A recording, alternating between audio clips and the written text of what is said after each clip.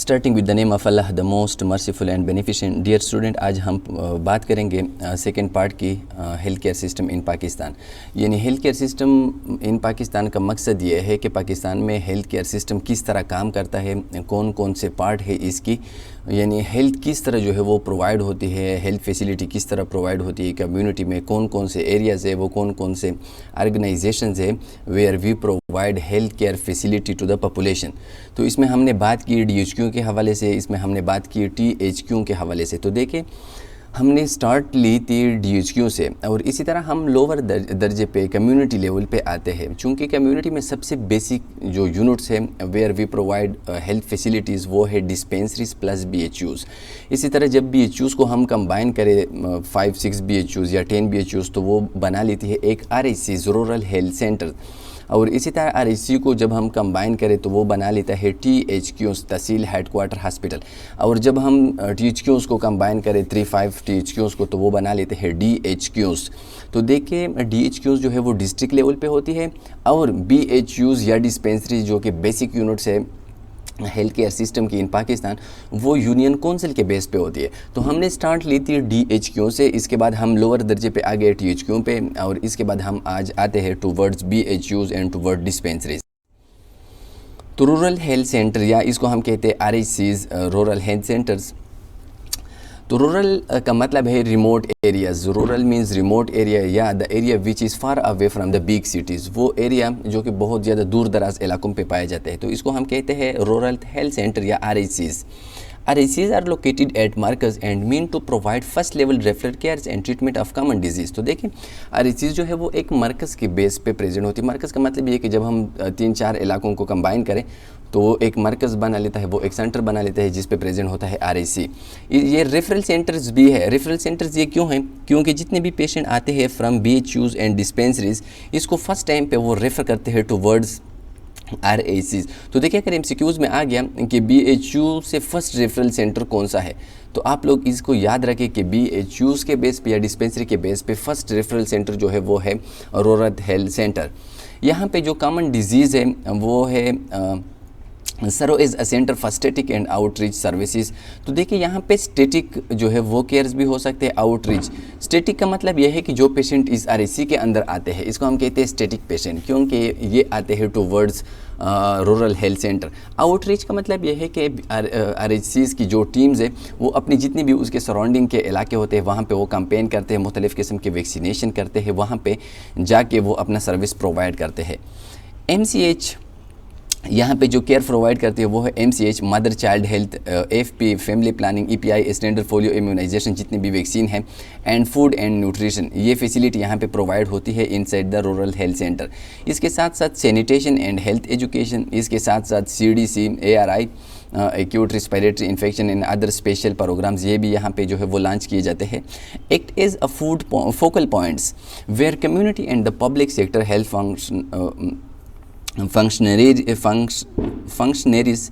functionaries may come together to resolve issues concerning health।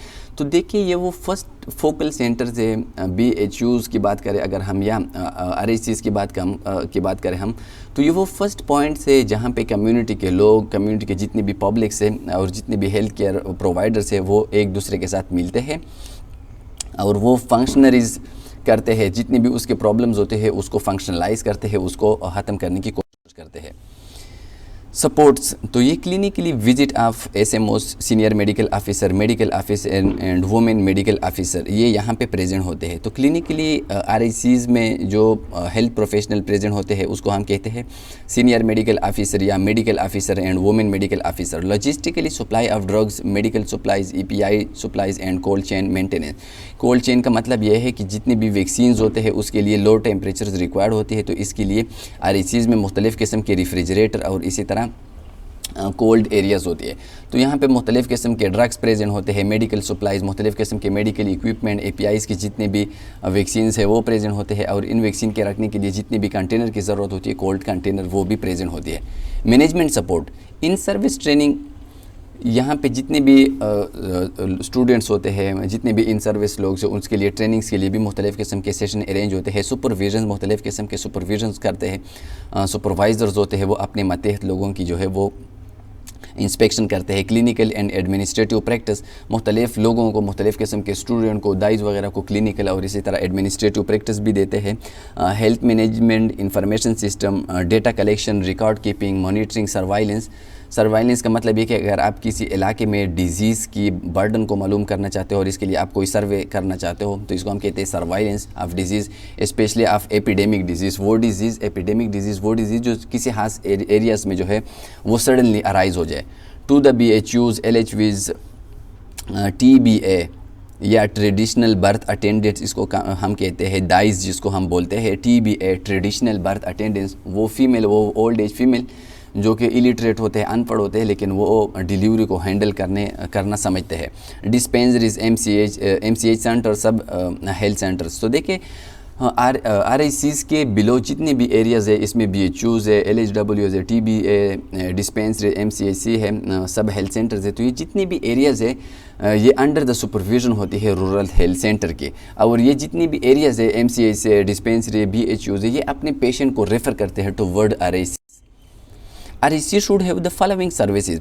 All PHCs activity, जितनी भी primary health care की activities है यहाँ पे प्रोवाइड होती है। मॉर्निंग एंड इवनिंग OPDs होती है, 24 आवर इमरजेंसी केयर होती है, स्पेशल डिजास्टर प्लानिंग होती है। अगर इसी तरह कोई ज़लज़ला आ जाए, सैलाब आ जाए तो इसके लिए जो है वो प्लान मौजूद होता है। इसके साथ इन पेशेंट फैसिलिटी होती है। Inpatient facility typically the RICs have 10 to 20 beds. ये बहुत ज़्यादा इंपॉर्टेंट है कि RICs में जो बेड की अमाउंट्स है वो है 10 से लेके 20 बेड्स यहाँ पे प्रेजेंट होती है। And each service catchment population of about 50,000 से लेके 1 लाख तक यहाँ पे पॉपुलेशंस के लिए, यानी 50,000 से लेके 1 लाख पॉपुलेशंस के लिए एक जो है RICs ये बनाई जाती है। ये रेफरल सपोर्ट भी प्रोवाइड करती है मुख्तलिफ़ किस्म की BHUs वगैरह से, डिस्पेंसरी से जो पेशेंट रेफ़र होते हैं ये भी यहाँ पे आते हैं। इसके साथ साथ डायग्नोस्टिक सर्विसेज और रेडियोलॉजी ये भी जो है वो प्रेजेंट होते हैं इनसाइड द RHCs। इसके साथ साथ लेबॉर्ट्री, ऑपरेशन थिएटर के साथ रिप्रोडक्टिव हेल्थ सर्विसेज, जितने भी गाइनीज वगैरह के प्रॉब्लम्स है, dental cares, dental problem, pharmacy, training services, मुख्तलिफ़ किस्म की पैरामेडिक्स के लिए ट्रेनिंग सर्विसेज भी प्रोवाइड की जाती है। एम्बुलेंस सर्विस, एम्बुलेंस भी प्रेजेंट होता है for emergency purpose. Hospital record and HIMS system, hospital record और HIMS की सिस्टम भी प्रेजेंट होता है। Facility waste management, facility management, तो देखिए जितनी भी फैसिलिटीज़ है, जितने भी वेस्ट प्रोडक्ट है, इसके लिए भी फैसिलिटी जो है वो प्रेजेंट होती है ताकि जितने भी डिस्पोजेबल सिरिंज या ड्रिप्स वगैरह है इसको प्रॉपर तरीके से हैंडल करें। RICs फंक्शंस क्या है? Patient awareness and education. देखिए RICs का मेन फंक्शन ये है कि ये प्राइमरी हेल्थ केयर के ज़रिए लोगों में अवेयरनेस क्रिएट करता है और लोगों को एजुकेट करता है मुख्तलिफ प्रॉब्लम्स के लिहाज से। इसके साथ साथ इम्यूनाइजेशन करती है, mother and child care including growth monitoring, food and nutrition. तो देखिए प्रेगनेंसी के दौरान और लैक्टेशन के दौरान ये एक मदर की जो है वो डायग्नोसिस करता है, उसकी हेल्थ प्रॉब्लम्स को मॉनिटर करता है और इसके लिए अगर किसी चीज़ की ज़रूरत है तो प्रॉपर टाइम पे उसको वो प्रोवाइड करती है।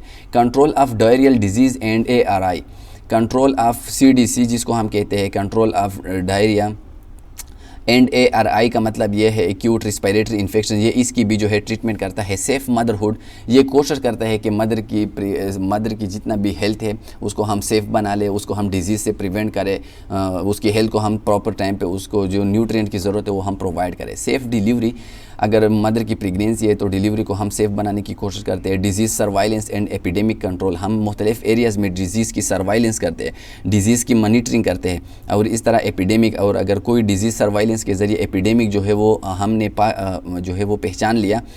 एपिडेमिक्स का मतलब ये है कि अगर एक डिजीज़ सडनली किसी खास इलाके में पाई जाए तो इसको हम कहते हैं एपिडेमिक, और अगर वो थ्रू आउट द वर्ल्ड वो पाया जाए तो इसको हम कहते हैं पेंडेमिक, जिस तरह कोविड का ये पेंडेमिक चल रहा है।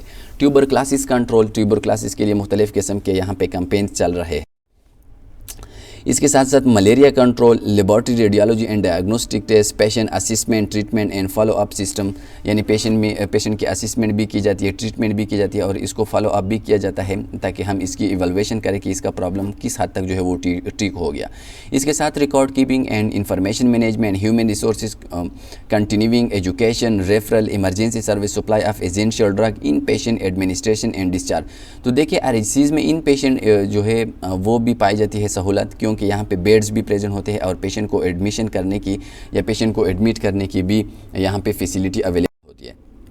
अब रिसोर्सेज क्या है, अगर एमसीक्यूज में आ गया कि आरएचसीज में कितनी जो है वो एमओस प्रेजेंट होते हैं, क्यों कितने डेंटल या कितने नर्सिस प्रेजेंट होते हैं, तो देखिए एक आरएचसीज में जो है वो सीनियर मेडिकल ऑफिसर्स वो प्रेजेंट होता है 1, इसके साथ मेडिकल ऑफिसर्स 2 प्रेजेंट होते हैं, women medical officer 1, dental surgeon 1, nurses जो है वो 2 प्रेजेंट होते हैं, पैरामेडिक्स की स्टाफ 21 जो है, अदर जितने भी पैरामेडिक्स है, जितने भी हाउस कीपर है, वार्ड बॉय है, इसकी नंबर जो है वो 21 है।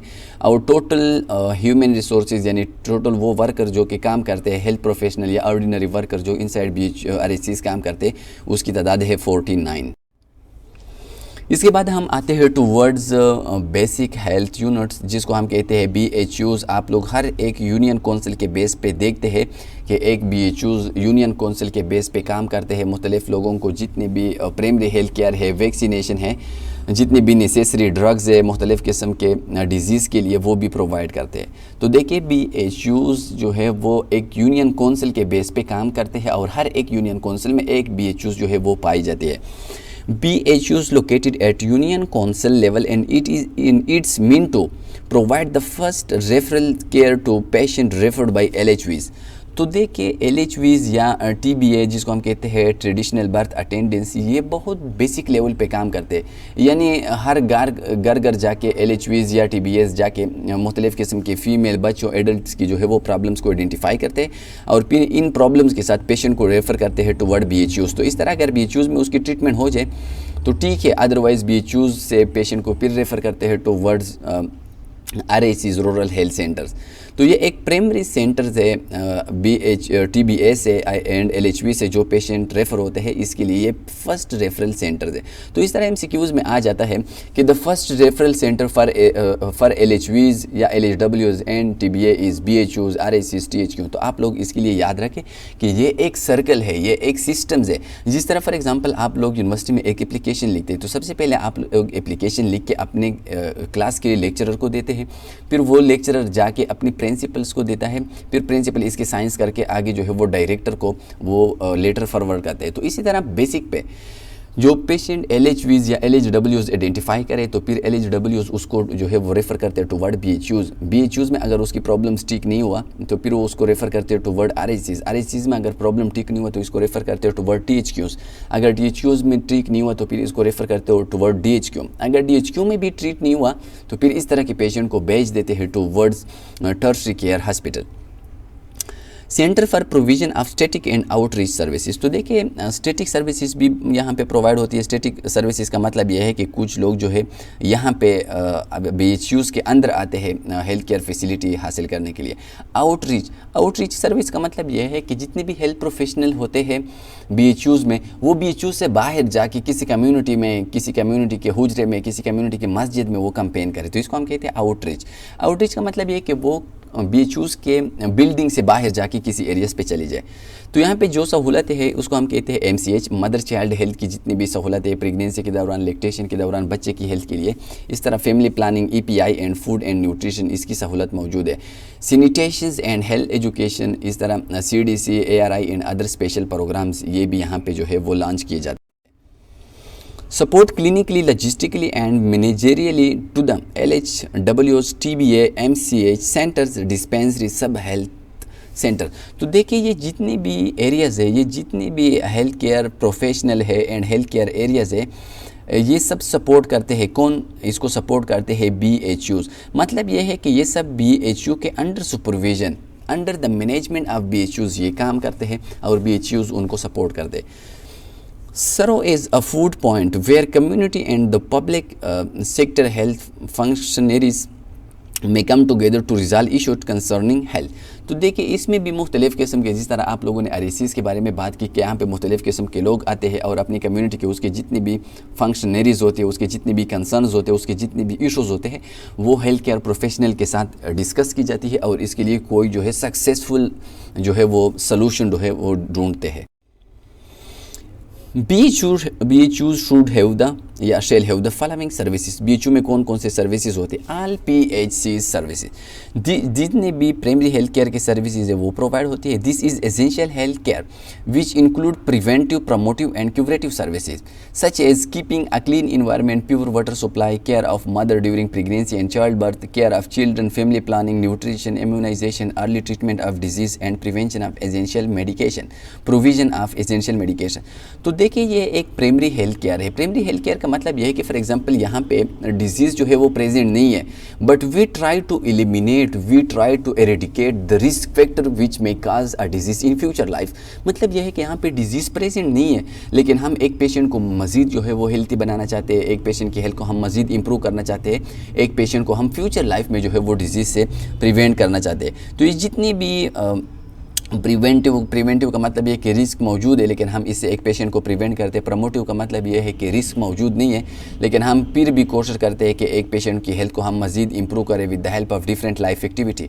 क्यूरेटिव का मतलब ये है कि फॉर एग्जांपल एक डिजीज़ आ गया, अब इस डिजीज़ के बाद हम इस पेशेंट को जो केयर प्रोवाइड करते हैं उसको हम कहते हैं क्यूरेटिव केयर। तो ये जितने भी केयर्स है, फैमिली प्लानिंग है, चाइल्ड बर्थ है, प्रेगनेंसी है, ये सब आते हैं इन पीएचसीज एक्टिविटी में। तो आप लोग इसको एमसीक्यूज़ के लिए भी याद रखें कि अगर एमसीक्यूज़ में पूछा गया कि which one of the following is included in PHC primary health care centres, तो आप लोगों ने इसमें से एक को सेलेक्ट करना है।